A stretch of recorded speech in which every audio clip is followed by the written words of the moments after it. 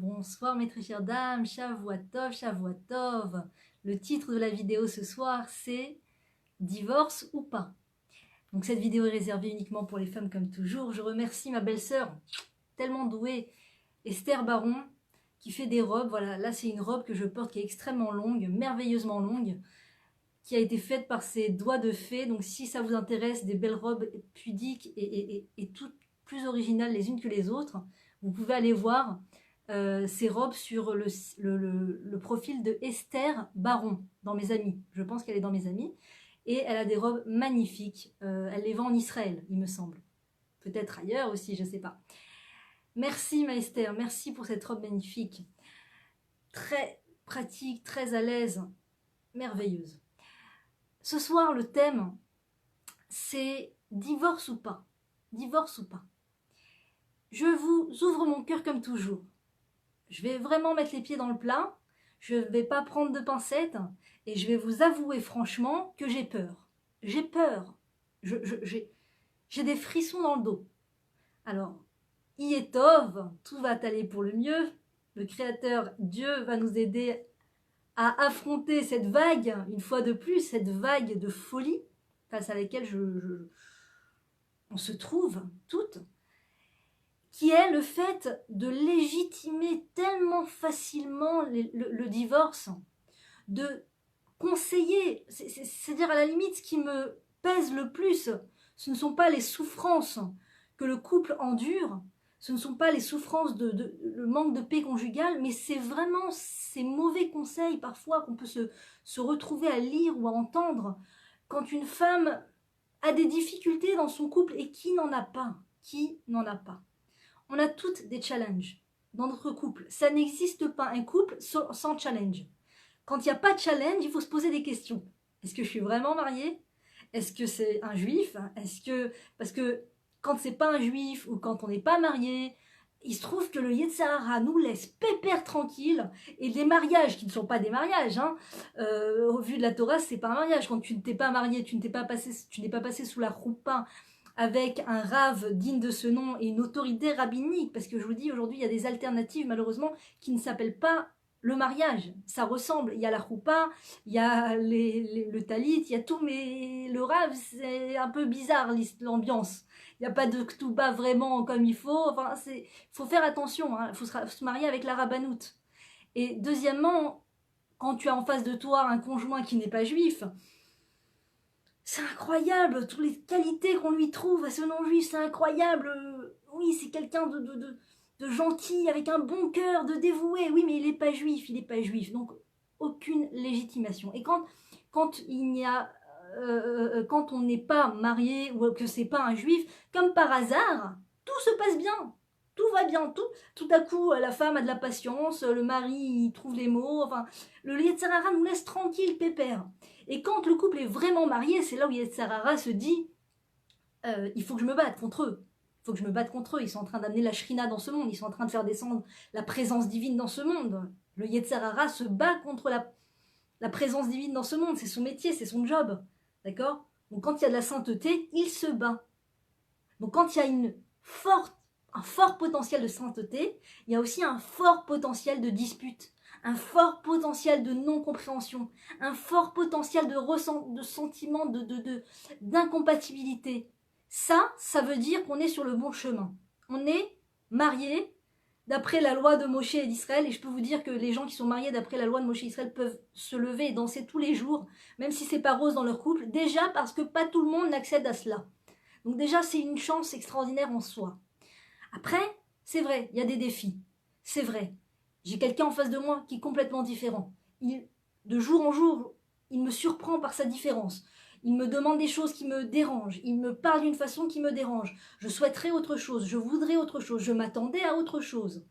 Et on vit tous ce genre de choses. On passe toutes par là. Tous et toutes. On a tous des surprises, des choses auxquelles on ne s'attendait pas. Il n'y a pas de couple qui roule sur des roulettes de façon parfaite. Il n'y a aucun défi. Il y a aucun... Ça n'existe pas. D'accord? J'ai passé un Shabbat chez des gens d'un niveau très très élevé au niveau de leur spirituel et au niveau de leur affinement du caractère, et tu vois qu'ils ont des challenges au niveau de leur couple. Ça fait des années qu'ils sont mariés, Et tu vois que le mari s'adresse à la femme d'une façon où une autre femme aurait pu lui rentrer dedans devant tout le monde. Et cette femme, non, continue de garder le sourire, elle fait ce que le mari lui a demandé, il n'y a pas de problème.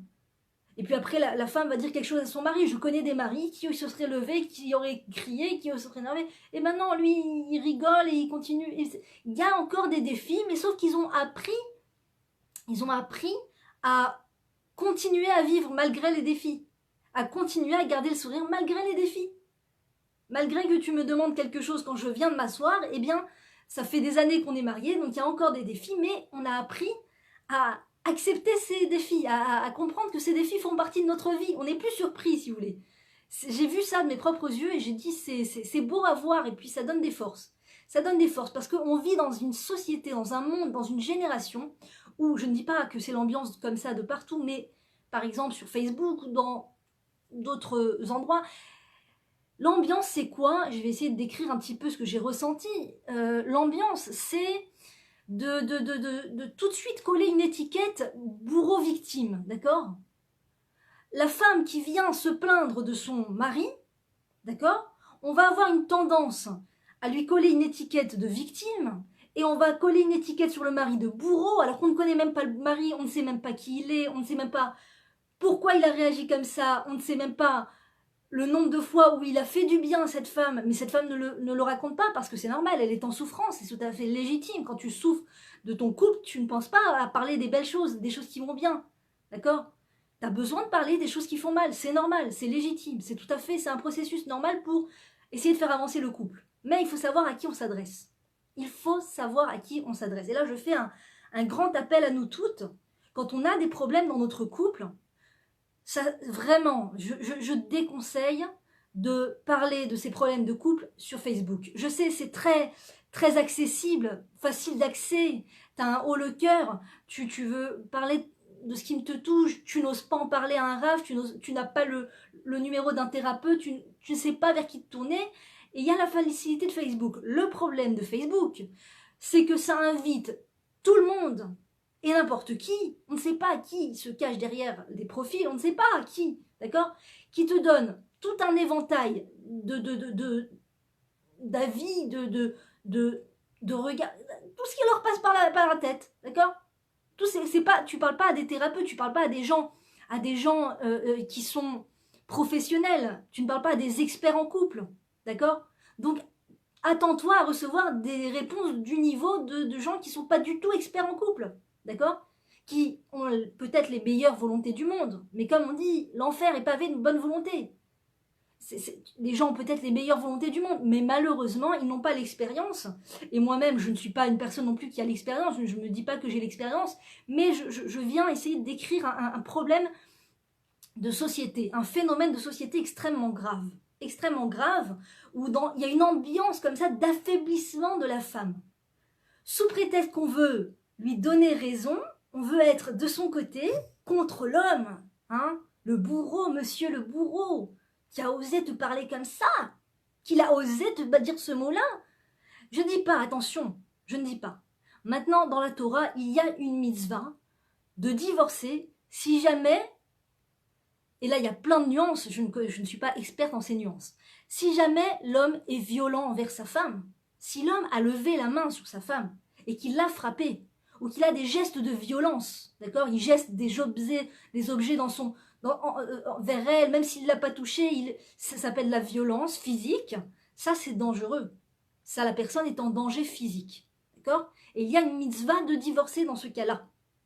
Après être allé voir des rabbinim, après avoir parlé avec des rabbinim experts, des vrais rabbinim, d'accord, parce qu'aujourd'hui il y a tout sur le marché, on peut trouver tout ce qu'on veut, d'accord, tout dépend de combien tu es prête à payer, donc des vrais rabbinim, des gens qui sont experts en couple, tu leur parles de ton problème, tu leur dis mon mari m'a frappé, mon mari a agi comme ça envers moi, et le rav pose la question, réfléchit, enfin etc., il te donne la réponse, et il y a dans ces cas-là, parfois le rav arrive à la conclusion qu'il n'y a rien à faire. Il n'y a rien à faire. Sauf si le mari a compris son erreur et qu'il est prêt à faire une thérapie sérieuse et qu'il est prêt et qu'il prend sur lui de ne plus jamais recommencer, de ne plus jamais lever la main sur sa femme. Mais s'il est complètement fermé et hermétique à faire une thérapie ou à aller consulter un rave et qu'il ne voit pas du tout le problème dans son geste, à ce moment-là, le rave pourra en arriver à la conclusion que c'est le cas pour lequel le divorce existe. Mais le plus gros pourcentage de divorces sont des personnes qui n'ont pas des raisons vraiment valables de divorcer, d'après la Torah, n'ont pas vraiment des raisons valables de divorcer. Ce sont des raisons contraignantes, dérangeantes, des dérangements, des choses pas confortables, d'accord? Tu viens avec ton envie de te séparer de ton conjoint avec un argumentaire de manque de confort, d'accord? Je sais pas moi, chacun avec ses problèmes. Quand moi je suis très maniaque, voilà, j'aime bien ranger, je range des heures, je me fatigue à ranger, et lui il arrive, déjà il voit rien, il jette ses chaussettes par terre, donc ça fait des années que ça dure, c'est invivable. Une femme va trouver ça invivable et elle va peut-être opter pour le fait de se séparer. Elle va avoir cette idée en boucle dans la tête de c'en est trop, il faut se séparer, c'en est trop, et c'est pas vraiment des situations. C'est pas du tout même des situations où le divorce est légitime, parce que ce sont des choses où qu'on peut surmonter, où qu'on peut régler, où qu'on peut prier pour que ça évolue, où qu'on peut parler avec le mari, mettre carte sur table et parler honnêtement. Il faut savoir qu'on peut et qu'on doit parler de tout. Tous les sujets doivent être mis sur la table. Sauf si c'est un sujet qui risque de faire mal au mari et qui n'est pas vraiment essentiel pour la continuité de la vie. C'est-à-dire, il y a quelque chose qui t'a dérangé, tu aimerais bien en parler, ça s'appelle le faire de la ventilation, tu aimerais bien ventiler, sortir tout ce que tu as dans le cœur, et c'est pas des choses essentielles. C'est-à-dire, si tu en parles à ton mari, ça va pas te faire vraiment, ça va pas faire évoluer vraiment les choses, et ça risque de vexer ton mari. Si tu peux te retenir, retiens-toi. Mais si c'est un truc qui te reste dans la gorge, d'accord, que tu as du mal à digérer, que vraiment ça te bouffe la vie, que ça te dérange, que ça te gêne et tout ça, il faut mettre carte sur table, il faut parler avec le mari. Vous savez combien de couples malheureusement se séparent sur des bases de problèmes qui étaient tout à fait discutables, et ils ont juste pas cru en le fait qu'ils pouvaient discuter de ce sujet. Ils ont juste désespéré de parler de ce sujet.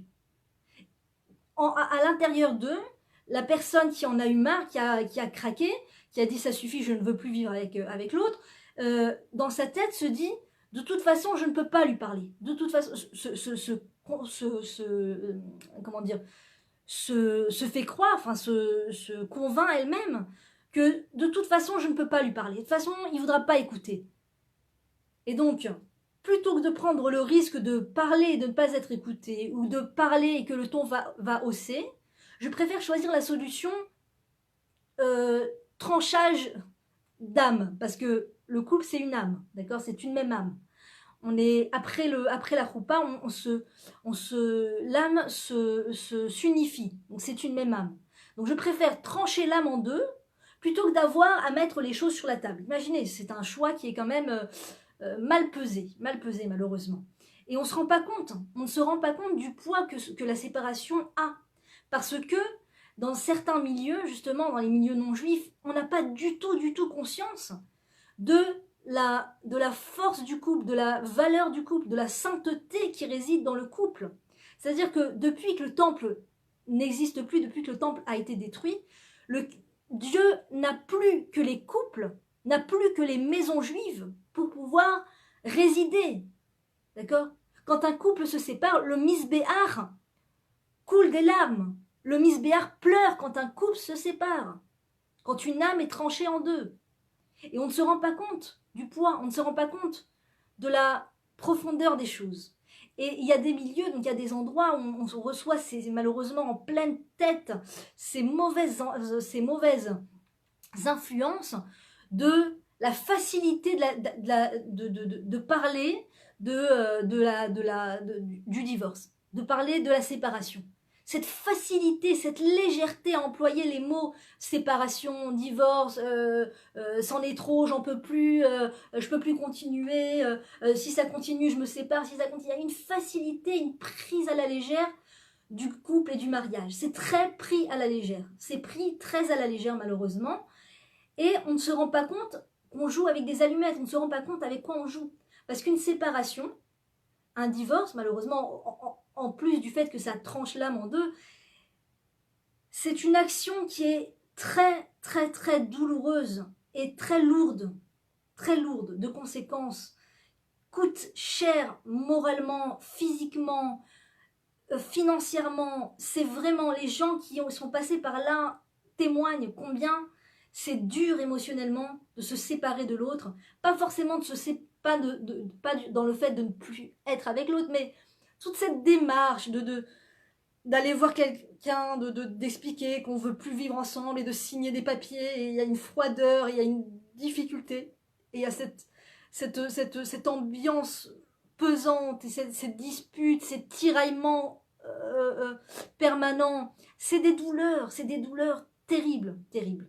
Et la Torah nous encourage à éviter ces douleurs, à éviter, en essayant de justement essayer de construire son couple, en essayant d'être... Le problème quand on s'imagine se séparer de l'autre, c'est parce que au lieu de se faire à l'autre, au lieu de se convertir à l'autre, au lieu de, comment dire, pas se convertir, mais de se changer soi-même pour correspondre à l'autre, on veut absolument que l'autre change pour nous correspondre. Et c'est une fausse démarche, c'est un piège du Yetzer Hara, c'est un piège, d'accord? Il est évident que Dieu ne nous a pas mis dans le couple pour faire changer l'autre. C'est une action qui ne s'élève pas au niveau de la loyauté d'âme, au niveau de la grandeur d'âme. Ça fait pas partie de la grandeur d'âme. Chercher à changer l'autre pour qu'il s'accorde à moi, on est encore dans une démarche d'égoïsme. On est encore dans une démarche de prendre. Et quand je décide, alors que ça me coûte, d'accord, de moi me changer, de moi me mettre à son niveau pour lui correspondre, d'accord, c'est une démarche qui fait mal à l'ego, d'accord, qui demande un nettoyage d'ego, qui demande un piétinement de son ego, qui demande un travail de titan à l'intérieur, invisible à l'œil nu, que personne ne voit, d'accord, je suis la seule, et moi et Dieu, on est les seuls à être témoins de cet écrasage d'ego que je fais pour pouvoir correspondre à mon mari, correspondre aux attentes de mon mari, correspondre au caractère de mon mari à ce moment-là. Je suis la seule à le savoir et le Créateur est le seul à le savoir. Et croyez-moi que la récompense d'un tel geste, d'une telle dynamique de l'âme, d'une telle dynamique de l'esprit et du caractère de la femme amène dans ce monde des fruits, comment vous dire, plus qu'extraordinaires, d'accord, un salaire extraordinaire, des fruits extraordinaires, des découlés extraordinaires, mais sur le moment ça coûte l'écrasage, ça demande de l'écrasage, de se faire, comme dit le Rav Ron Shaya, de se faire comme un tapis, de se faire comme une carpette, de s'écraser, d'accord. Donc ça s'adresse pas juste aux hommes, ça s'adresse aussi aux femmes. La femme aussi doit s'écraser devant son mari. Maintenant, il y a un Yetzer Hara intérieur que quand on écoute un cours de Torah, sur le couple principalement, on a tout de suite envie, parce que la remise en question coûte tellement cher, enfin, demande tellement d'efforts, la remise en question demande tellement d'efforts, qu'il y a à l'intérieur de nous un mécanisme automatique qui est déclenché par le Yetzer Hara, mis en place par le Yetzer Hara, sponsorisé par le Yetzer Hara, qui fait que dès que tu entends des choses qui sont censées te remettre en question, tout de suite dans ton esprit, d'accord, la facilité est d'aller coller le travail que tu viens d'entendre, les efforts que tu viens d'entendre, avec lesquels tu es tout à fait d'accord, d'aller coller ça sur ton mari, d'aller coller ça sur l'autre, d'accord. Donc par exemple, tu écoutes un cours de Torah où on te dit il faut que tu te remettes en question, il faut soi-même se remettre en question pour que le couple fonctionne. Le Yetzer Hara va te mettre dans la tête, tu vois, le dit, tu vois que ton mari doit se remettre en question. Tu vois, ah, si seulement il écoutait cette vidéo. Ah, c'est fait pour lui. Mais pourquoi il n'est pas tombé dessus? Mais pourquoi il n'écoute pas ces vidéos jusqu'au bout? C'est fait pour lui. Mais c'est à lui de se remettre en question. Elle l'a dit, il faut qu'il se remette en question. Et c'est ça, les gens ne se rendent pas compte dans le piège dans lequel ils tombent. C'est pour ça que quand on écoute des cours de Torah sur le couple, il faut toujours se souvenir qu'il y a un serpent à l'intérieur de moi qui va essayer de me faire croire que c'est pas dirigé, que ce cours n'est pas pour moi, qu'il est pour mon mari. que c'est pas pour moi. Ah voilà, faut se remettre en question, bah voilà. Ah bah faut être pudique, bah voilà, je vais dire à mon mari d'être pudique, il faut qu'il vous entende. Dites la même chose pour les hommes aussi. Dites la même chose aux hommes, dites-leur aux hommes d'être pudiques. C'est vrai, c'est vrai, c'est vrai, les hommes aussi doivent être pudiques. C'est vrai, c'est pas la même pudeur que la femme. La pudeur de la femme, c'est une pudeur vestimentaire et dans son attitude, bien sûr.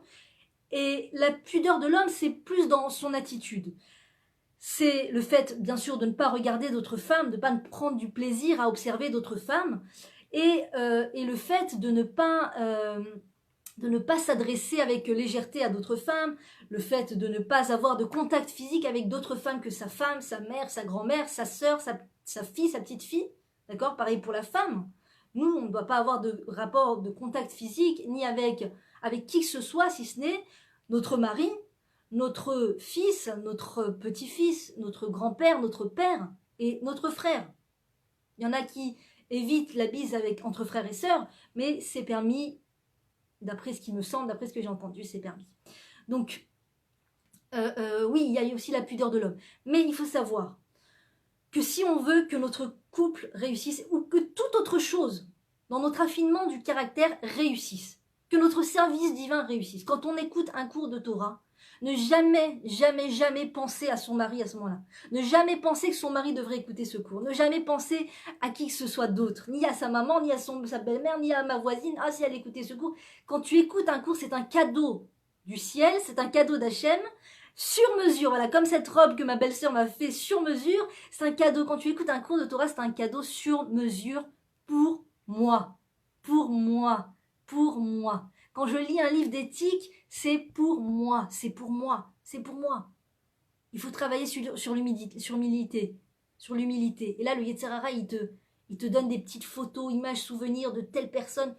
Ah, tu te rappelles cette personne, oh là là, pleine d'orgueil, oh là là, cette personne, ah, c'est vraiment l'exemple typique de l'orgueil. Mais t'inquiète pas, toi aussi, t'as un joli dossier avec des petits exemples très sympathiques d'orgueil, et c'est toi, c'est moi, je parle de moi, c'est moi qui dois travailler sur l'orgueil, c'est pas maintenant je dois penser à une personne que je trouve l'exemple typique de l'orgueilleux et commencer à me dire, ah là là, si seulement il avait l'esprit à lire ces livres d'éthique, mais il serait différent aujourd'hui. Non, déjà, toi, moi, je suis concernée. Quand j'écoute un cours de Torah, quand je tombe sur un cours de Torah, quand Akadosh Baruch Hu me donne l'ouverture d'esprit pour comprendre un livre d'éthique maintenant, c'est un cadeau, il faut savoir, parce que moi, ça m'est arrivé des fois de lire des livres d'éthique et d'être heureuse de ce livre, d'avancer, de comprendre les mots et tout, malgré la difficulté et tout. Et je me mets à en parler. Ah, je lis ce livre, il est extraordinaire. Ah, lisez ce livre et tout. Et tout d'un coup, j'ouvre le livre, je ne comprends plus un mot. Et c'est là où je comprends que c'est vraiment, quand on arrive à lire un livre d'éthique et comprendre un mot, ou voir un cours de Torah, et comprendre un mot, comprendre quelque chose, être réceptif, tout ça, c'est des cadeaux de Dieu. C'est des cadeaux de Dieu. Vraiment. Et d'ailleurs, le mois de Nissan, c'est le mois où on chante à Dieu. On loue Dieu. On loue. Parce que sur tous les cadeaux qu'il nous fait, sur tous les délivrances qu'il nous donne, sur tous les cadeaux infinis qu'il nous envoie toute la journée. Et ça, il faut avoir l'œil. Il faut avoir l'œil. Voilà, Nissan, c'est aussi le fait de travailler à regarder le bien, à regarder ce qui va. D'accord? À regarder ce qui va. Oui, c'est vrai qu'on doit chercher le Hametz, mais le Hametz qui est chez soi, pas le Hametz qui est chez l'autre. Et ça, c'est le travail de la vie d'une femme. Quand elle est mariée, elle doit s'habituer à toujours se concentrer sur sa recherche de Hametz intérieur. Pas le Hametz qui est chez l'autre. Pas le Hametz qui est chez l'autre. Parce que le Hametz qui est chez l'autre, je n'ai pas accès à ce Hametz. Je ne sais même pas si c'est vraiment du Hametz. Je n'ai pas la réponse, la vérité infuse. Je n'ai pas la vérité absolue. Je ne détiens pas la vérité absolue. Mon mari détient la moitié de la vérité, je détiens l'autre moitié de la vérité. Ensemble, on amène la vérité. On dit la femme c'est Bina et l'homme c'est Chochma. Et ensemble, Chochma et Bina c'est Ruach HaKodesh. Donc ça veut dire que quand l'homme et la femme arrivent à s'entendre, à se concerter, à parler, d'accord? Je ne dis pas que ça vient du jour au lendemain, je ne dis pas que ça va être des grandes discussions de grande profondeur, mais quand la femme arrive à faire un peu de place à l'homme pour lui demander son avis, d'accord? Et ça, aujourd'hui, les gens ont du mal à entendre ça, ont du mal. Comment demander l'avis à l'homme? Mais j'ai mon avis personnel, j'ai pas besoin de l'homme pour me donner son avis. Je me suffis à moi-même. Je vais pas me rabaisser à son niveau pour lui demander son avis. J'ai pas besoin de son avis. Mais sache que ton avis et son avis ensemble, vous allez arriver au Ruach HaKodesh, à l'esprit divin. À l'esprit divin. Donc ça vaut le coup de lui faire la place. Ça lui vaut le coup parce que nous, en tant que femmes, on a une tendance comme ça, je sais pas, c'est quelque chose comme ça. Dans la création de la femme, chez la femme, il y a quelque chose on dit en hébreu shtaltanit. Shtaltanit, ça veut dire je veux avoir la maîtrise, je veux maîtriser la situation.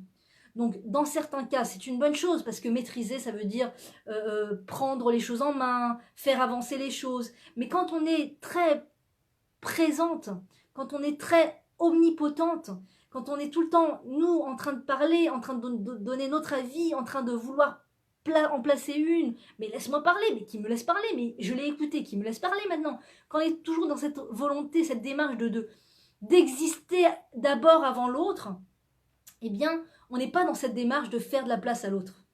On n'est pas, et on rate un trésor. On est en train de rater l'ouverture de la caverne d'Ali Baba. Parce que si mon mari s'ouvre à moi, si je suis suffisamment tolérante, et je permets à mon mari d'exprimer ce qu'il a sur le cœur, jusqu'au bout, sans le couper, sans le juger, sans lui tomber dessus tout de suite, sans lui faire un regard de sourcil super sévère de « je suis pas d'accord avec toi ». Je dis rien, mais pour l'instant, mais déjà, je suis pas d'accord avec toi.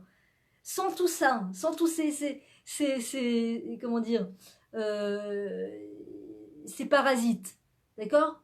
Eh bien, je vais lui permettre de s'ouvrir petit à petit. Et chaque fois que je permets à mon mari de s'ouvrir, même s'il n'est pas Rabbi Akiva, même si c'est pas Rabbi Akiva, même si c'est pas le président de la République, même si c'est pas l'homme parfait, malgré tout, je lui laisse sa chance, d'accord? Je lui laisse sa chance et je lui permets de s'exprimer. Eh bien, je vais accéder au trésor qui est caché chez mon mari. Et il n'y a pas un mari qui ne possède pas un trésor intérieur. Ça n'existe pas.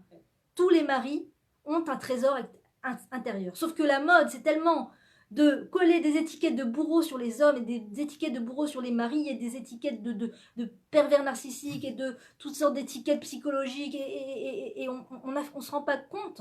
On ne se rend pas compte à quel point on affaiblit le couple, à quel point on affaiblit la femme, à quel point on la rend... On croit qu'on lui donne de la force en collant des étiquettes de psychologiques sur son mari, mais on l'affaiblit, on l'affaiblit. Tu es face à un malade mental. Vas-y, construis ton couple maintenant. C'est terrible, terrible de coller ces étiquettes. Donc, comme nous dit le Rav Ben Chetrit, la psychologie te colle des étiquettes de symptômes, d'accord? Et la Torah te dit, tu dois juste faire de la avodat amidot, c'est tout. Tu dois juste affiner ton caractère. Et tout le monde doit affiner son caractère. La psychologie vient et te colle un dossier de symptômes et un dossier de toutes sortes de diagnostics effrayants, ce qui ferme la possibilité d'évolution. D'accord, ça ferme la porte à toute discussion, ça ferme la porte à toute évolution. Rien à faire, c'est comme ça, voilà, il est comme ça, il a ce profil, il a été, voilà, il a fait le questionnaire, il a répondu aux questions, on a posé des questions à sa femme, elle nous a dit, il est comme ça à ce moment-là, il fait comme ça à ce moment-là, il fait comme ça, donc ça répond tout à fait au profil de machin truc, d'accord, du manipulateur, du chat, du machin, et donc, aucun espoir, tu désespères la personne, quoi, d'évoluer dans la vie, tu désespères la personne elle-même, tu désespères celle qui est en face de lui, tu mets du désespoir, tu sèmes du désespoir dans l'ambiance, quoi. C'est le désespoir world. Et d'un autre côté, tu as la Torah qui te dit, l'homme est venu, l'être, attention, hein, pas les hommes seulement, les femmes aussi, et les femmes surtout. On doit rentrer dans cette dynamique de remise en question. On est obligé si on veut que ça fonctionne, les filles. On est obligé. Je vous dis vraiment, je vous le dis avec des frissons, je vous le dis avec tout mon cœur. On est obligé de se remettre en question si on veut que ça fonctionne. Ça ne fonctionnera pas si on n'ouvre pas cette case chez nous de remise en question. De je suis peut-être en tort, et je vous entends, j'entends toutes ces petites voix derrière. Oui, mais si c'est vraiment un manipulateur, oui, mais si c'est vraiment un fou, oui, mais si c'est vraiment un violent. Tu dis ça et après, ça fait que les femmes qui sont violentées, ben les pauvres, elles osent plus partir. J'ai dit, la Torah donne la mitzvah de pouvoir se séparer quand il y a de la violence conjugale. Dans un sens comme dans l'autre. Si la femme est violente avec le mari, si le mari est violent avec la femme, toutes les possibilités existent. D'accord? Alors, on va voir un rave, et le rave peut arriver à la conclusion de nous dire, c'est le moment de vous séparer. D'accord? C'est possible. Mais il y a tellement de cas où il n'y a pas de violence. Et il y a des choses qui peuvent être réparées. Qui peuvent être réparées. On demande à la femme de faire une remise, de se remettre en question. D'essayer d'ouvrir chez elle cette case qui s'appelle la tolérance envers l'autre. De comprendre, de juger l'autre favorablement. D'essayer d'aller chercher, de se casser la tête, à essayer d'aller chercher pas parce que c'est difficile, parce qu'on a en face de soi un cas qui est vraiment très difficile à juger favorablement. J'ai face à moi un cas que je ne peux pas juger favorablement. C'est très difficile parce que l'être humain a une tendance à résister au jugement favorable. Et c'est pour ça que la Torah vient et te dit c'est une mitzvah. Parce que si c'était naturel, elle ne te dirait pas il y a une mitzvah de juger favorablement. Si c'était naturel, ça se ferait de soi. Si la Torah nous dit il y a une mitzvah de juger l'autre favorablement, ve'dan kol adam les kafsrou. Tu dois juger tous les gens favorablement, kol adam, c'est aussi toute la personne favorablement. Qui est en face de toi, ton mari, juge-la entièrement favorablement. Pourquoi est-ce qu'elle nous dit cette mitzvah? Parce que ça va contre la nature de l'être. On a une tendance à coller des tampons, on a une tendance à juger l'autre, on a une tendance à l'accuser de tous les noms. Je ne dis pas, je sais que les femmes passent par des difficultés dans les couples. Je ne sais pas suffisamment combien. Je ne sais pas, je ne vis pas la situation de chacune. Mais je peux vous assurer qu'on passe toutes par des épreuves dans le couple. On est toutes mises à l'épreuve au niveau de notre couple. Il faut faire attention de ne pas partir de ne pas se laisser emporter dans ce vent, dans cette tempête, malheureusement, de facilité de séparation, de facilité de raconter tout le mal qu'on voit, tout le négatif qu'on voit chez notre mari, aux oreilles de tous. Si c'est à une personne, ça va. Si c'est à un thérapeute, un rave, ça va. Il faut faire cette démarche. Mais quand tu poses une question sur Facebook, devant tout le monde, sur un mur, et tu as 10 000 personnes qui vont lire le post, 10 000 personnes qui peuvent te répondre, tu signes ton arrêt de couple, l'arrêt de mort du couple. Tu signes l'arrêt de la possibilité d'avoir encore un peu un regard positif chez ton mari. Terminus. Chacun te balance selon ses faiblesses. Casse-toi, barre-toi, va très loin, abandonne-le, fais-le souffrir lui aussi. Toutes les représailles et toutes les mauvais traits de caractère qu'on peut envisager chez l'être. Chacun vient avec son trait de caractère, avec son champ d'ortie de caractère. D'accord? Les champs d'ortie, ça pousse tout seul. Comme les mauvais traits de caractère. Juger mal l'autre, c'est un champ d'ortie. Donc il faut mettre une fin à ce champ d'ortie avant que ça ne prenne des dimensions surdimensionnelles. Quand tu poses la question, c'est ce que je ne sais plus qui c'est qui dit ça, je crois que c'est Shlomo Ameler qui te dit, quand tu as un problème, tu peux, et beaucoup d'amis, soit aimant avec beaucoup de monde, mais n'aie qu'un seul interlocuteur, n'aie qu'une seule personne à qui confier tes problèmes. Alors une fois tu peux confier à un certain rave, une fois tu peux confier à un certain thérapeute, une fois selon le problème que tu as. Mais c'est-à-dire que quand tu as un problème, n'en parle pas devant 2, 3, 4 et l'infini de personnes. Tu n'en ressortiras pas avec une solution. Tu vas en ressortir avec plus de complications. Un mauvais regard plus prononcé sur ton mari. Cette porte ouverte de barre-toi, casse-toi, va-t'en, t'as rien à faire avec lui. Toutes ces phrases qu'on peut entendre, qui sont prononcées trop facilement, avec trop de légèreté. Chaque couple a sa difficulté, chaque couple a son épreuve. Et je ne dis pas, je suis sûre et certaine qu'il y a des choses, des fois très compliquées, par lesquelles le couple passe. Et c'est pour ça qu'il y a des thérapeutes, c'est pour ça qu'il y a des rabbinim. il faut aller voir ces gens. Il faut faire cette démarche. Des gens où vous êtes certain que ces gens ont la crainte du ciel. Et vous êtes certain que ce sont des experts en couple. Et vous êtes certain qu'ils ont déjà donné des bons résultats. Parce que sinon, il y a certains thérapeutes, certaines personnes qui sont encore plus dangereuses pour le couple et plus problématiques pour le couple que le problème lui-même du couple. Ça veut dire qu'ils vont empirer le problème. Il y a des histoires comme ça, d'accord?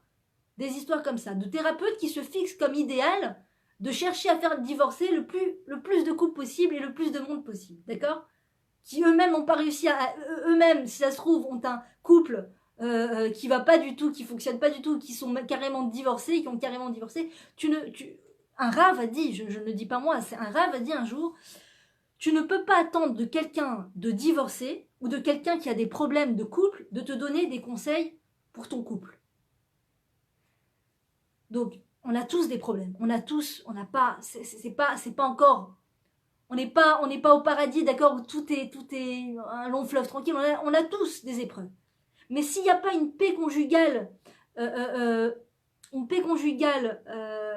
certaine dans le couple de cette personne qui veut t'aider, tu peux pas attendre de conseils de la personne. Tu ne peux pas. Donc, il faut trouver ces perles. Il y a ces perles, il faut se renseigner, vraiment demander conseil, demander aux gens et aller voir ces thérapeutes. Si le mari ne veut pas venir avec nous, y aller toute seule. C'est un avodat Hashem. Zé avodat Hashem. Ça fait partie du service divin que d'aller voir des thérapeutes, que d'aller voir des rabbiniques pour parler de son problème.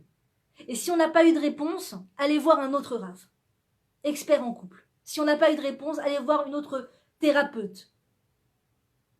Se battre, chercher, demander, chercher à comprendre, chercher à grandir et accepter la réponse que le rav va me donner, accepter la réponse que le thérapeute va me donner. S'il me dit, il faut que tu regardes ton mari avec un bon regard, il faut que tu te travailles sur toi, il faut que, voilà, regarde, ton mari il a aussi du bien, regarde ça, regarde, accepter, d'accord, être suffisamment élastique, être suffisamment tolérante, ne pas partir avec des idées préconçues et de toute façon, par principe, je ne changerai pas d'idée, quoi qu'ils me disent, quoi qu'elles me disent, c'est comme ça, moi j'ai toujours été sur mes gardes, donc je veux bien demander l'avis, mais d'un côté je suis un peu craignante. Non, il faut y aller avec la volonté d'accepter ce que le rave ou le thérapeute va me dire. Encore une fois, des gens avec la crainte du ciel qui ont des bons résultats de couple. Ça fait partie de la Avodat Hashem. C'est-à-dire, si j'ai des problèmes de couple, la prochaine chose que je dois faire maintenant, c'est pas, même si c'est en plein ménage de Pessah, c'est pas nettoyer l'armoire, c'est de foncer chez une thérapeute. Foncer chez une thérapeute. Quand on a un problème indifférent, quand on a une plaie ouverte avec du sang qui coule à flot, on ne se pose pas 2 fois la question avant d'aller à l'hôpital, avant d'aller aux urgences. D'accord? Quand on s'évanouit, on ne se pose pas la question 2 fois, on fonce aux urgences. Quand on a un problème relationnel de couple, on va aux urgences. On va voir un rave. On va voir un expert en couple, une experte en couple, juif avec la crainte du ciel, qui voit les choses avec un regard de la Torah, pas avec un regard uniquement psychologique ou uniquement je ne sais pas quelle technique, avec un regard de la Torah. Parce qu'aujourd'hui, dans la génération dans laquelle on est, et les vents et toutes ces mauvaises influences, il y a que la Torah, il y a que la Torah qui te tire vers le haut et qui continue à te donner l'espoir que oui, c'est faisable, oui, le projet du couple est envisageable. Oui, le projet du couple est envisageable malgré la difficulté. On est dans une génération de facilité, de confort, de « fais ce qui te fait du bien ». Imagine cette phrase. « Fais ce qui te fait du bien ». On sait très bien que pour qu'un couple fonctionne, il faut des sacrifices de soi, il faut se sacrifier. Il faut sacrifier son ego, il faut sacrifier son égoïsme, son égocentrisme, d'accord? Je me le dis à moi en première, je suis en train de faire mon ménage de Pessah intérieur, là en public. On doit, si on veut que le couple fonctionne, on doit faire ce ménage intérieur, d'accord? Donc si maintenant, je sais plus ce que je disais, si je ne suis pas ouverte à la remise en question, c'est dur, c'est difficile d'y arriver, c'est difficile. Je vais regarder s'il y a des petites questions, peut-être vous avez des commentaires à dire, non, pas de commentaires. Si vous avez des questions, avec plaisir, posez ces questions. ce que je veux vous dire, c'est qu'aujourd'hui, il y a beaucoup de pessimisme dans l'air face au projet du couple. D'accord? Il faut savoir que les personnes qui se séparent, les personnes qui divorcent, 50% des gens divorcés redivorcent une seconde fois. C'est terrible. C'est terrible. Encore cet échec, encore cette non-compatibilité, encore cette difficulté à me travailler pour accéder à l'autre, pour être adéquate à l'autre, pour être m'approprier à l'autre. Me travailler mon élasticité. Et le problème, c'est que les années venant, eh bien, on a de plus en plus, si on ne se travaille pas, d'accord, d'après les conseils de la Torah pour l'affinement du caractère, on a de plus en plus de rigidité intérieure. On accepte de moins en moins de choses, malheureusement. Donc, si avec le premier, on a accepté, et après on a craqué, avec le deuxième, cette fois-ci, j'ai cet âge, j'ai un certain âge, il n'a pas à me dire ce que je dois faire, je connais la vie, je vois pas pourquoi. Des fois, c'est le contraire. Des fois, le premier, on est rigide et ça a craqué et ça a été un traumatisme tel que le deuxième, on est plus élastique. Mais, en tout cas, toutes ces forces de construction, on doit les utiliser dès le premier mariage. Le livre Les femmes viennent de Vénus et les hommes viennent de Mars, je ne sais plus exactement, l'homme qui a écrit ce livre sur le couple raconte qu'il a lui-même divorcé. Et il raconte que si il avait su ces choses-là pour le premier mariage, il n'aurait jamais divorcé. S'il avait utilisé les énergies et il avait eu la même motivation à ce que son deuxième couple marche, il avait eu cette même motivation pour son premier couple, il ne se serait jamais séparé. Comme quoi, c'est vraiment une question de tout donner, quoi. De tout donner pour, si possible, le premier couple, le premier essai. Si vous en êtes à votre deuxième remariage, si vous en êtes à un autre remariage, il n'y a aucun désespoir. Tout est faisable. On peut arriver au meilleur résultat, même pour un remariage. On peut arriver à des très bons résultats. Il n'y a pas de handicap, je suis divorcée, donc ça fait qu'il y a des problèmes. On peut arriver à des très bons résultats. Celui qui le désire peut amener son couple à évoluer d'une façon extraordinaire. Mais ça demande de l'étude, ça demande de se renseigner. Alors moi, par exemple, j'ai essayé d'écrire un petit feuillet, un petit livre sur Amazon qui s'appelle « Et nous dans tout ça ?» en vente à un prix symbolique et qui est livrable dans tout le monde. J'ai écrit mes impressions par rapport au couple, par rapport à ce que mes phrases intérieures, comme ils appellent ça les hindous, mes mantras que je me répétais pour essayer de faire fonctionner mon couple. Et je les ai écrits dans un petit livret, dans un petit livre bleu, il me semble, la couleur, je sais plus, avec un monsieur qui offre des fleurs à une madame, hein, d'accord, la situation idéale, et dont on rêve toutes. Et donc je parle dans ce livre de tous ces rêves avec lesquels on rentre dans le mariage, de toutes ces attentes qu'on a de l'autre, et ces attentes qui créent beaucoup de déception et de frustration malheureusement, et qui sont des mines pour le mariage, qui sont des mines pour le couple. Et ce Yetzer Hara qui se bat des heures sup pour nous faire nous concentrer sur ce qui va pas chez l'autre. Et je parle de ça, je mets le doigt dessus en mettant en scène des personnages comme ça. Donc si ça vous intéresse, c'est livrable dans le monde entier. Et nous dans tout ça, de Livia Sarah Atlan sur Amazon.fr. Mais il y a encore plein de livres sur le couple. Il y a plein de cours sur le couple. Voilà, je voulais dire, on a reçu dernièrement Baruch Hashem, le Rav Ben Chetrit à la maison. C'est extraordinaire. Et j'avais très envie d'acheter un coffret. Il y avait le coffret sur le couple. Le coffret sur le Shalom Bayit. Alors je crois qu'on peut l'acheter par internet. C'est juste exceptionnel. C'est une perle. Le coffret du Shalom Bayit du Rav Ben Chetrit. Je sais que je n'ai pas besoin de lui faire de la pub parce qu'il est extrêmement populaire. Il est extrêmement connu. Et les gens voient les résultats auxquels ils arrivent à accéder quand ils écoutent les cours du Rav Ben Chetrit sur le couple. Et malheureusement, mon Yetzer Hara m'a joué des tours, ayant beaucoup, enfin beaucoup, c'est jamais suffisant, ayant pas mal écouté les cours du Rav Ben Chetri sur le couple, je croyais que j'avais déjà tout saisi. Et je sais pas, je me suis dit, voilà, tu sais quoi, pour le ménage de Pessard, je me fais un kiff, je m'achète des disques, comme ça me fera un cours pour, de fond comme ça pour le ménage. Et j'écoutais les choses que j'avais déjà entendues il y a quelques années. J'écoutais les choses et je me disais, mais bien sûr, mais c'est trop important d'entendre ça, c'est trop important d'entendre ça. Et j'éteignais le disque, j'éteignais le cours, et tout d'un coup, je me retrouvais beaucoup plus tolérante avec mon mari, beaucoup plus élastique, beaucoup plus favorable envers lui.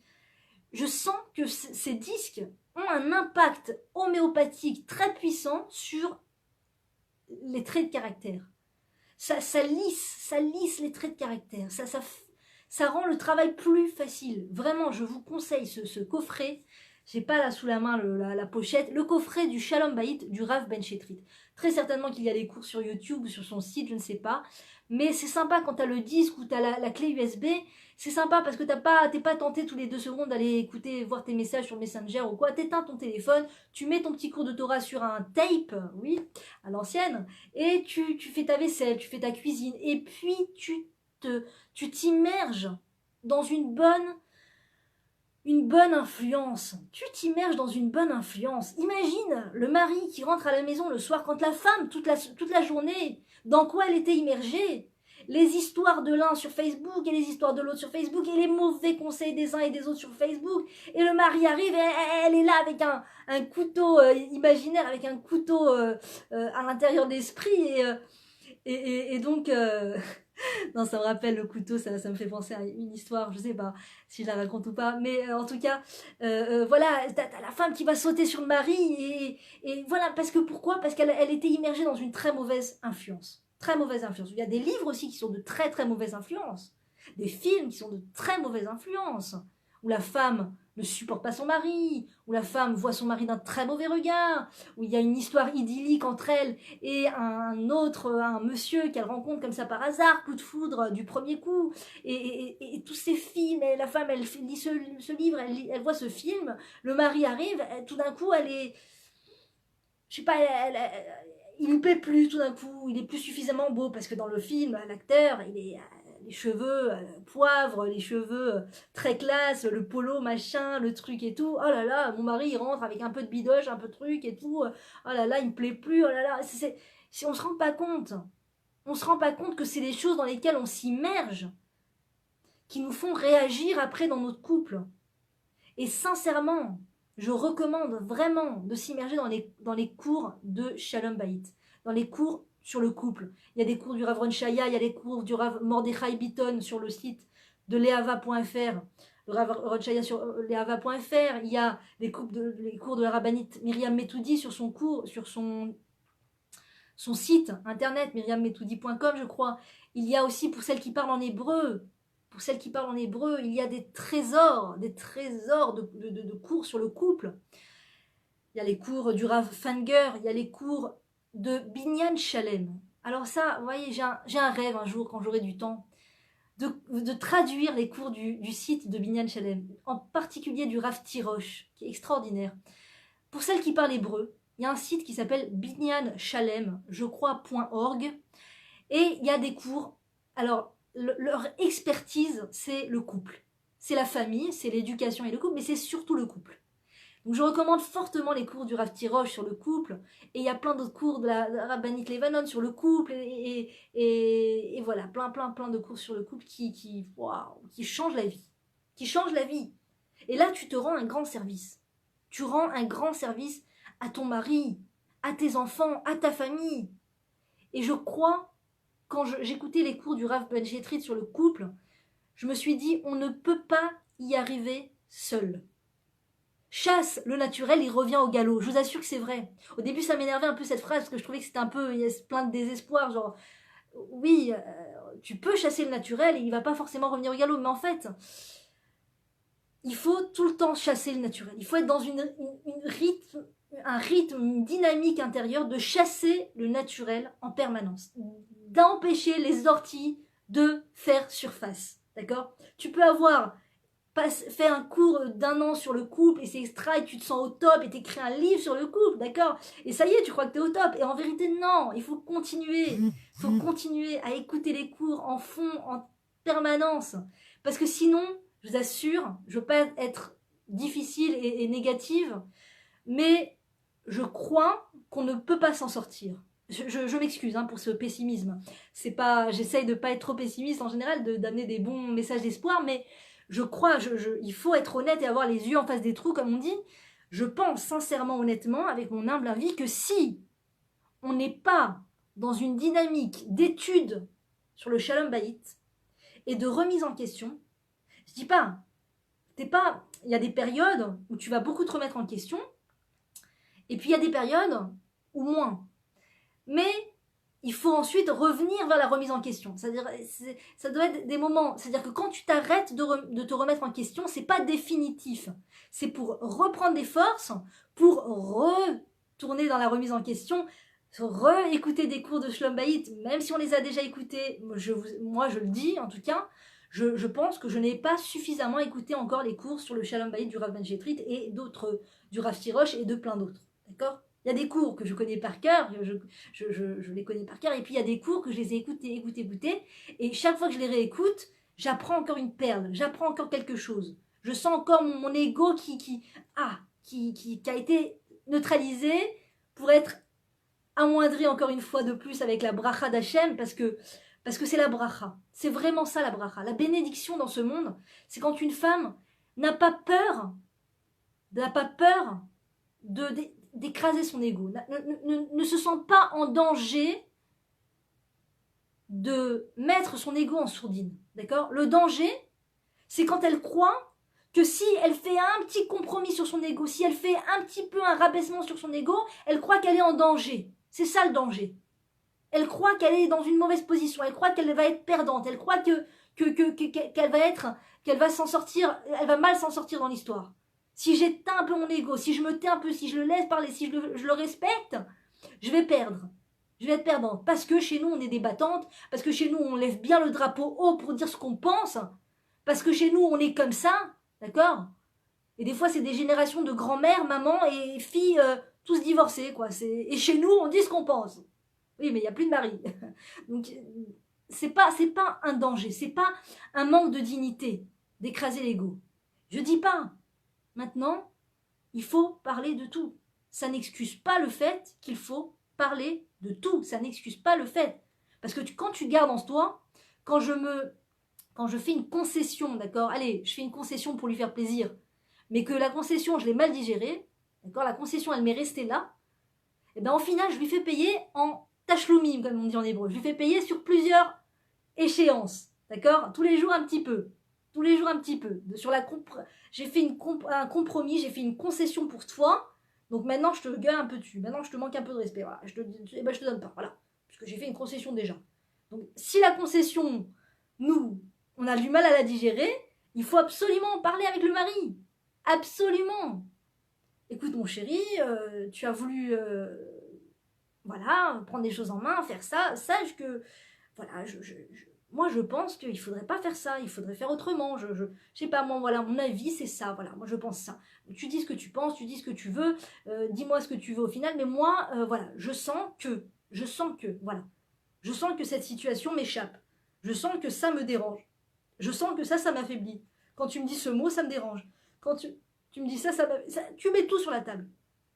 Cette fille avec qui tu parles, ça me dérange énormément. Je ne peux pas supporter. Je suis mariée, on est mariés.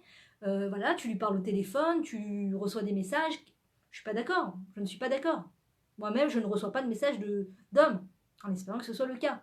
Parce que c'est vrai que quand de son côté, on reçoit des messages d'hommes ou qu'on est en contact avec des hommes, c'est vrai qu'on ne peut pas reprocher à son mari de parler avec des femmes et de faire la bise aux femmes, c'est vrai. Donc il faut, quelque part, encore une fois, se travailler et puis pouvoir venir et dire, mais vous savez combien de femmes s'énervent contre le mari, sont en colère contre leur mari,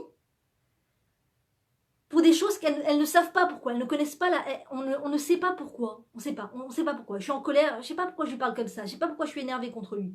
Il y a toujours anguille sous roche, il y a toujours un conflit caché, il faut faire ressortir ce conflit. Voilà. Il y a ça qui me dérange, voilà, je sais pas. Je sais pas comment ça va évoluer. Je mets les choses sur table, je mets les cartes sur table. C'est très important de crever l'abcès. C'est très important. Une femme qui vit tous les jours avec un abcès moral le fait payer à son mari au final. Au final, son mari va le payer. De sa mauvaise humeur, de sa colère contre lui, son manque de chaleur envers lui, son mauvais regard sur lui. Un mauvais regard, c'est communicant. On sent quand l'autre a un mauvais regard sur nous. Ça se sent, ça se ressent.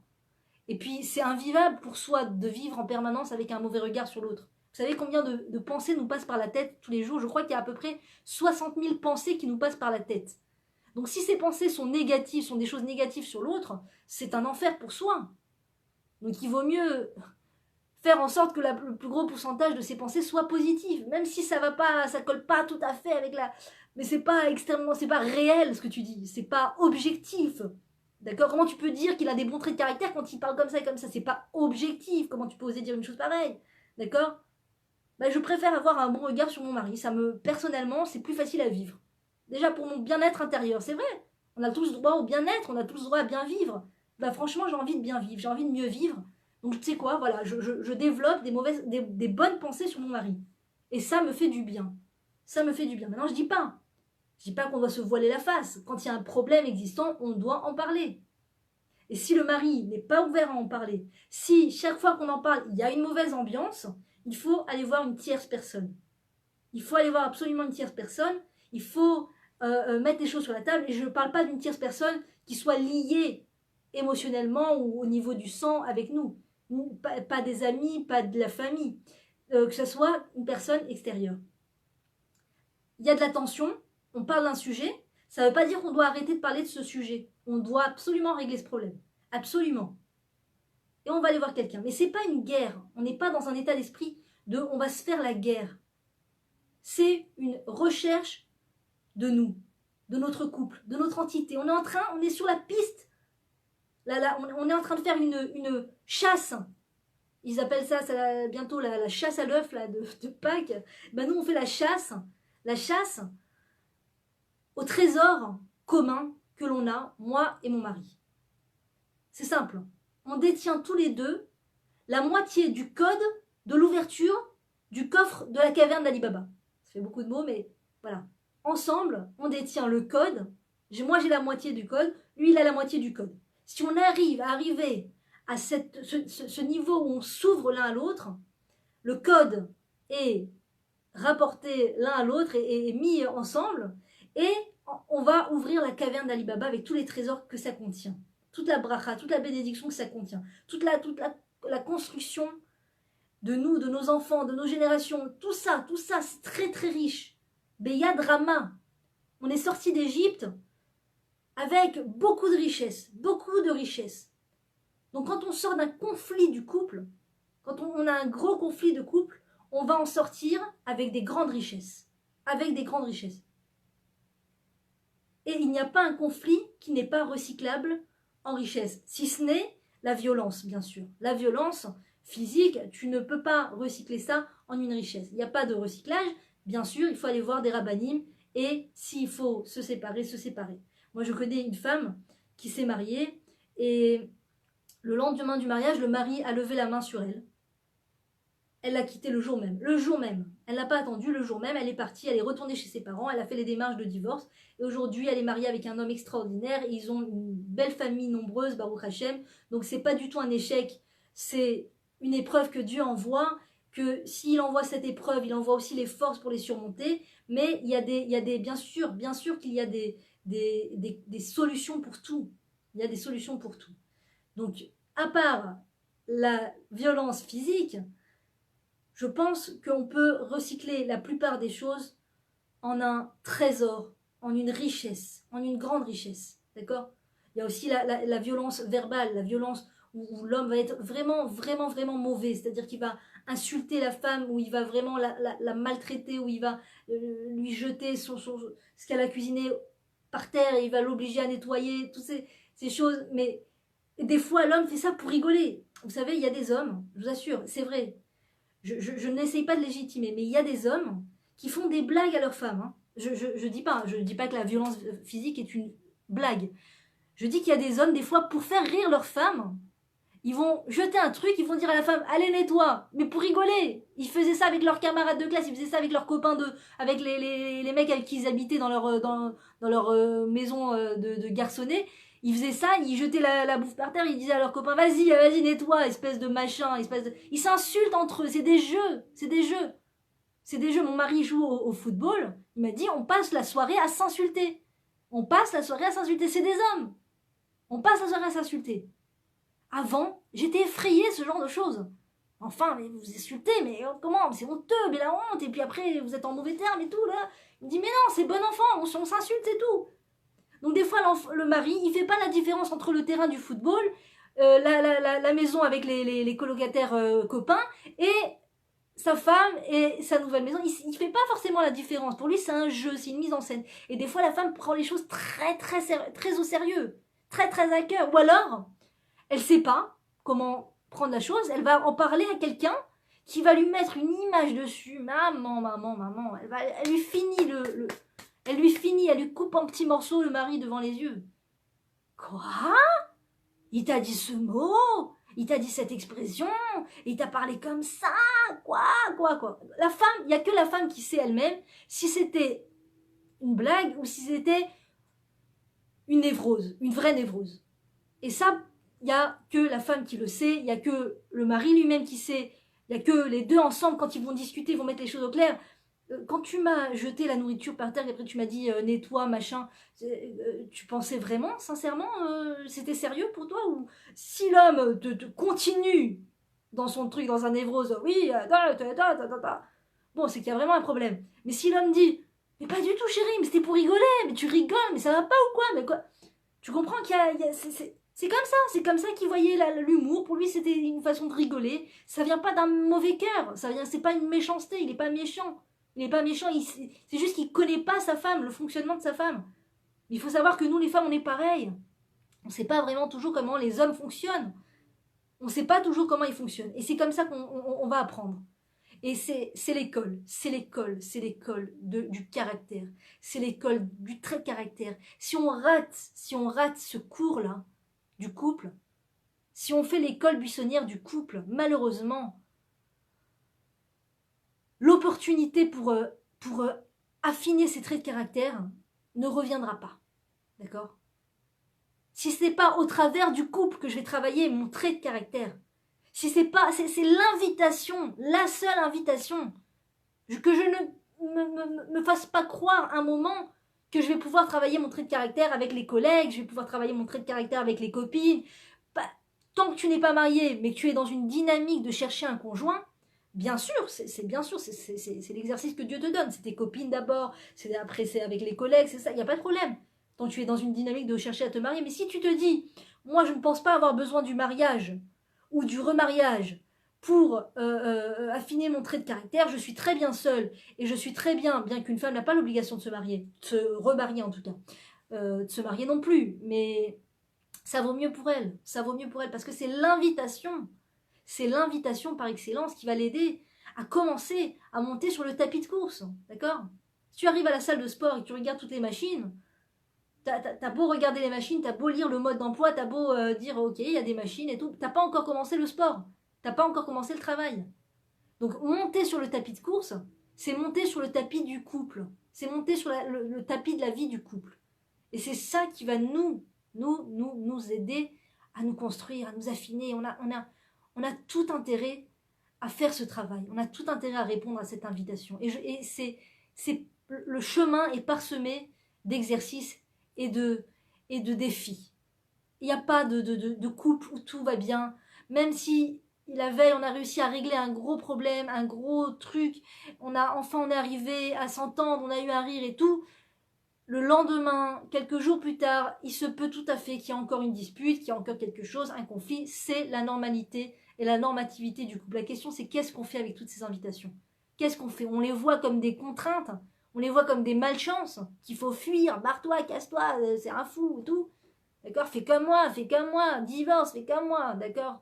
Merci pour la super influence, merci. Hein. Mais, ou alors, je me dis, ok, c'est chiant, pardon pour le mot, c'est énervant, ça me pèse, c'est lourd, ça va contre moi, c'est pas moi, c'est le contraire de moi, d'accord? C'est énervant, mais c'est exactement la situation dans laquelle Dieu veut que je sois. Il attend peut-être de moi que je prie, peut-être de moi que je fasse une grande hitbo des doutes de bien 1 heure où je verse des larmes. Mon Dieu, aide-moi à sortir de cette situation. Aide-nous à nous entendre, aide-moi, éclaire-moi les yeux. Comment agir avec mon mari, comment agir 1 heure. Il y a une histoire d'un rave qui un jour, il y a quelqu'un qui est venu le voir en sanglotant. Mon Dieu, très cher rave, j'en peux plus, qu'est-ce qu'il y a? Dieu veut pas nous donner d'enfants, il veut pas, ça fait des années qu'on est mariés, on n'a pas d'enfants, on est sur le point de se séparer, ça fait plus de 10 ans qu'on est mariés, pas d'enfants, toujours pas, c'est pas possible, quand est-ce que ça va venir? Le rave lui a dit, viens avec moi, non, rejoins-moi dans ma maison à 3 heures du matin. L'élève s'est dit, waouh, c'est 3 heures du matin, c'est du sérieux, je vais venir, il va me donner la solution sur un plateau. Sur un plateau, il va me donner la solution. Il arrive à 3 heures du matin, Shalom Kvod Arav, alors, qu'est-ce qu'on fait? Viens avec moi, monte dans la voiture, et il roule en voiture, il roule, jusqu'au bout d'un moment où le Rav arrive dans un champ complètement désert, il ouvre la porte, il dit, vas-y, descends. Après vous, Kvod Arav, allez-y, descendez. Non, descends d'abord. Il descend, il dit, voilà, je reviens dans 1 heure, prie de tout ton cœur, pleure à Dieu, dis-lui tout ce que tu as sur le cœur, je reviens dans 1 heure. Le Rav revient 1 heure après et il retrouve le jeune homme, l'homme, le visage comme il l'avait laissé, et il lui dit, écoute, t'as pas compris, je veux que tu verses des larmes, je veux que tu ouvres ton cœur, je veux que tu dises tout ce que tu as sur le cœur, comme disait Johanna dans sa vidéo sur la hitbo des doutes, sur le sfat emet, sur la langue de vérité. Dis tout ce que tu as sur le cœur, dis tout ce que tu ressens au Créateur. Pleure, verse des larmes, des vraies larmes, parce que tu ressens, parce que tu souffres. Monte ta souffrance au Créateur. Je reviens dans 1 heure, mais pleure. Et là, le roi revient 1 heure après, quelle nuit blanche, incroyable, revient 1 heure après, et là le garçon avait le visage tout bouffi, les yeux tout rouges. Il dit voilà, la Yeshua va venir, la délivrance va arriver. L'élève remonte dans la voiture, il rentre chez eux, et bien sûr, quelques semaines plus tard, la femme était enceinte, et le Rav a dit à son élève, tu sais pourquoi je t'ai laissé une 2e fois, parce que j'ai vu que t'avais pas ouvert ton cœur. Et c'est pour ça, la 2e fois, j'ai senti que tu étais vraiment au bord du désespoir. Je savais que tu allais ouvrir ton cœur. Et voilà, je savais que la délivrance allait venir de ça, de ton cœur qui s'ouvre. Pas de moi, le Rav, qui va te donner un conseil, ou qui va te faire des choses et des trucs et tout, et des ségoulottes et tout ça. Bien sûr que ça marche aussi, certainement. C'est sûr, mais la base, l'essentiel, le point sensible pour lequel on passe ces épreuves dans le couple, et ces épreuves avec les enfants, et toutes ces épreuves, c'est pour qu'on ouvre notre cœur, notre cœur et qu'on dise tout ce qu'on a sur le cœur au Créateur. Et le Créateur entend, comme il a entendu la souffrance des béné Israël en Égypte. J'ai entendu leurs cris. Il dit à Moshe Rabbeinu, Dieu s'adresse à Moshe Rabbeinu, à Moïse, et il lui dit, va sauver mon peuple, j'ai entendu leurs cris, je veux mettre une fin à leur souffrance. Quand Dieu entend notre cri, quand Dieu entend notre pleur, quand il entend notre désespoir, quand il entend qu'on ouvre notre cœur parce qu'on n'en peut plus, de cette situation de couple difficile. Pas maintenant je choisis la facilité spontanée de tout mettre, de tout sortir, c'est bien, cette dynamique de vouloir tout mettre sur la table, c'est bien. Mais quand je le fais au contact de Facebook, je me suis tout simplement trompée de cible. Je me suis tout simplement, comme on dit, dans Allez-nous les Shabéar, Allez-nous la Shaber la donne à Kol, Shelo Asanu ke Goya Aratzot, Shelo Asanu ke Goya Aratzot, Shelo Asanu ke Mishpachot Adama, chez Mishtachavim la Evel Varik. Merci mon Dieu de ne pas nous avoir créés comme tous ces peuples de la terre qui se tournent vers le vide, qui prient dans le vide, qui demandent dans le vide, qui se tournent vers des aides qui sont fausses, qui sont vides. Quand on se tourne vers Facebook pour étaler, je dis pas étaler, je sais qu'on est en souffrance. Je sais combien la femme peut être en souffrance par moment et qu'elle ne sait pas vers qui se tourner. Et donc là, c'est où Facebook où elle garde les choses sur le cœur et c'est terrible aussi. C'est aussi terrible de garder les choses sur le cœur et de ne plus savoir quoi faire. Donc bien sûr que je ne dis pas de cette dynamique de vouloir tout sortir, tous les problèmes qu'on a, tout ce qu'on ressent par rapport au mari, tout ça. Mais de le faire sur Facebook, c'est juste se tromper de cible. Dirigeons ces plaintes et ces difficultés, cette ouverture du cœur vers Dieu. Et là, ça donne des résultats. Et là, on n'est pas comme tous ces peuples qui dirigent leurs prières et leur volonté, tout ça dans le vide. La Evelvarik, dans le vain, le vide. Par contre, quand tu parles à une rabbinite, à un rave, à un expert, à quelqu'un, c'est pas dans le vide. C'est pas dans le vide.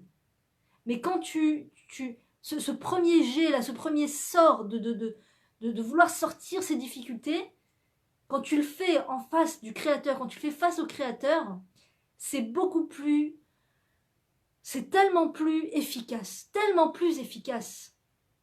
Le Créateur va ou t'apporter le bon thérapeute, le bon rave, ou la solution, ou tout d'un coup il va ouvrir la volonté de ton mari à écouter des cours de Torah, et tout d'un coup ton mari va prendre conscience de choses, il va vouloir travailler sur lui, il va tout d'un coup lui-même te dire des chidushim et te dire des choses incroyables. Le Créateur peut trouver un panel de solutions. Un panel de solutions. Mais il attend juste de voir vers qui ma fille va se tourner. Vers moi, son Créateur qui l'a créé, qui a créé son mari, qui a créé la situation dans laquelle elle se trouve, qui connaît tous ses problèmes dans les moindres détails et qui connaît surtout toutes ses solutions les plus simples, les plus accessibles, comme ça.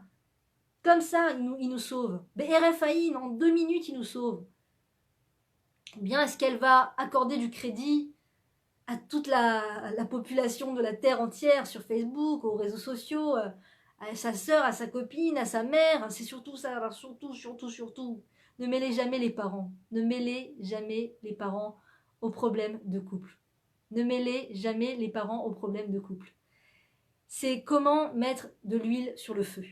Les parents n'arrivent pas à revenir à un regard d'antan, un bon regard sur le mari, sur le gendre, quand ils ont entendu que le gendre fait souffrir leur fille. C'est inhumain. On ne peut pas demander à des parents d'avoir un bon regard sur quelqu'un dont ils savent qu'il est la source de souffrance pour leur fille. C'est inhumain.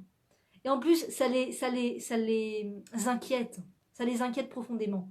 Alors je sais quand on a besoin d'être consolé, on veut que l'autre s'inquiète pour nous, on veut que nos parents s'inquiètent pour nous, mais ça ne donne pas de bons résultats, c'est très mauvais. Après, ça fait que si nous, c'est pas si nous, c'est que après, avec l'aide de Dieu, on va se réaccorder avec le mari, on va retrouver la paix avec le mari, d'accord? Et bien chaque fois qu'on va aller chez les parents, chaque fois qu'on va être en contact avec les parents, il y aura toujours cette mauvaise ambiance, toujours on sent dans l'électricité, quand on est apprécié, quand on n'est pas apprécié, il y aura toujours pendant un long moment en tout cas, jusqu'à que les parents reprennent confiance en leur gendre, il y aura toujours cette électricité dans l'air, ce mauvais regard, cette crainte de qu'est-ce qu'il lui fait, mais pourquoi il agit comme ça, mais on sait tellement de choses sur lui maintenant, c'est terrible et tout. Ça fait une mauvaise ambiance. C'est-à-dire toi, tu t'es remis avec ton mari et les parents sont toujours sur l'histoire. Ils sont encore dans l'histoire dans laquelle ils sont, ils n'endorment pas la nuit, ils y pensent tous les jours et nuits comment ils peuvent aider leur fille à sortir de ça. D'accord? Ils ont pas des parents, même si ce sont des parents eux-mêmes thérapeutes. Un parent, à mon avis, bon, sauf si, je sais pas s'ils sont thérapeutes, si ça change quelque chose ou pas. En tout cas, les parents n'ont pas les outils pour leurs enfants. Même si ce sont des parents très, très intelligents, tout ce que tu veux, ils n'ont pas les outils pour aider leurs enfants parce que il y a obligatoirement une subjectivité. Obligatoirement. Il n'y a pas d'objectivité. Il n'y a pas d'objectivité. C'est inhumain de demander à un parent de prendre la défense du gendre. D'accord? C'est pas possible. Automatiquement, naturellement, on va prendre la défense de notre enfant. Donc en plus, c'est pas objectif vraiment. Donc quand on a un problème de couple, il faut trouver la bonne oreille. Il faut en parler. Il faut pas mettre les choses sous le tapis. Il faut en parler, mais à la bonne personne. Réfléchir 2 minutes avant d'ouvrir son cœur et sa bouche et de faire des choses irréparables, des choses qui vont, je dis pas irréparables, tout est réparable, mais des choses qui vont laisser des séquelles, se retenir 2 minutes et réfléchir qui est vraiment la bonne adresse. D'accord? Garder ses parents pour les bonnes nouvelles, pour les choses qui les réjouissent. Parce que ça fait partie aussi du kibboud horim, du respect des parents, de ne pas les attrister, de ne pas les inquiéter. S'il y a des nouvelles qu'on n'est pas forcé de leur dire et qu'on sait que ça va les inquiéter, je pense qu'il vaut mieux éviter de leur dire. Il y a des choses, bien sûr, où c'est important. Moi, un jour, il est arrivé un truc à mon fils, j'étais tellement dans un désarroi, j'ai appelé ma mère, je savais que ça allait l'inquiéter, je savais. Mais d'un autre côté, j'avais pas de livre de Télim sur moi, je priais les gens, donnez-moi des Télim, donnez-moi des... Personne n'avait de livre de Télim. Et je me suis dit, la seule personne qui va faire des Télim avec tout son cœur, c'est ma mère, c'est ma mère. Et mon fils était dans un problème très, très problématique, donc Baruch Hashem, ça va mieux. Mais en tout cas, je voulais pas l'inquiéter, mais d'un autre côté, j'ai dit, j'ai besoin de cette filote. Donc j'ai fait appel à elle. Je sais pas si c'était bien ou pas, je ne sais pas, j'ai pas demandé à un rave, mais il y a des choses qui les inquiètent pour rien. Il y a des choses qui ne servent à rien. Que tu vas leur dire, ça va pas les pousser à prier, ça va pas les pousser à faire des choses vraiment essentielles ou qui vont servir. Ça va juste les inquiéter. Ils vont juste tomber dans une grande comment dire, insomnie. Ils vont devenir insomniaques, ils vont devoir prendre des cachets pour dormir tellement ils sont inquiets des problèmes que leur fille leur raconte sur son mari. Et puis après, ils ont du mal à le regarder positivement. Et puis après, ils risquent de parler mal de lui. Ça va entraîner du lachonara et tout ça, de la médisance. Donc c'est tout un... c'est-à-dire... Une faute entraîne une faute. Si je parle mal de mon mari aux oreilles de mes parents, après ils vont parler mal de lui et tout ça. Bon, c'est tout un truc inutile. Voilà mesdames, ça fait pas mal de temps, il y a encore beaucoup de choses à dire sur le couple.